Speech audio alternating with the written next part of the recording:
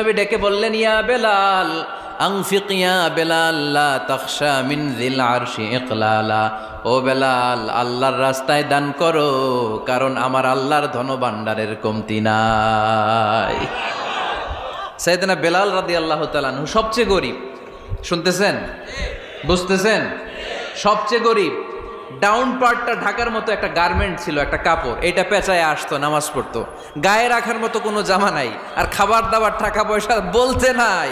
ওই সাহাবীরে বিষ্ণু ইসলাম বললেন, আনফিক বেলাল, বেলাল তুমিও দান করো, তুমিও দাও, দানের হাতকে প্রশস্ত করে দাও।